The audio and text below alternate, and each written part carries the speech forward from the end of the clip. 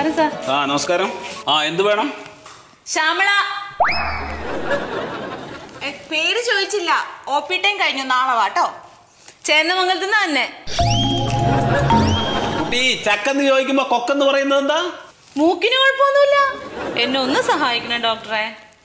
അതെ, OP time കഴിഞ്ഞു, നാളെ വരും. ഇല്ല മാഡം, 11ാമത്തെ വയസ്സിലൊരു ചെവിയിലൊരു വണ്ട് കയറിപ്പോയതാ. അതിനു മുമ്പ് ഒരു കുഴപ്പമുണ്ടായിരുന്നില്ല. 11ാമത്തെ വയസ്സിൽ കയറിയ വണ്ടാണെങ്കിലേ അത് ചെവിയുടെ ഉള്ളിൽ പെറ്റി പെരുകിട്ട് ഒരുപാടായി കാണും. ഇത് നമുക്ക് സർജറി നടത്തണം. അല്ല ഡോക്ടറെ, കേറിപ്പോയത് ആണുവണ്ടാണെങ്കിലോ? മുട്ടയിടുന്ന ആൺവണ്ടുകളുണ്ട്. ഉണ്ടോ? ഓ പിന്നില്ലേ. എന്നാ സർജറി നടത്തണം. പബ്ലിക് സർവീസ് കമ്മീഷന്റെ ഓഫീസിലെ ഒരു അപേക്ഷ കൊടുക്കാനാ.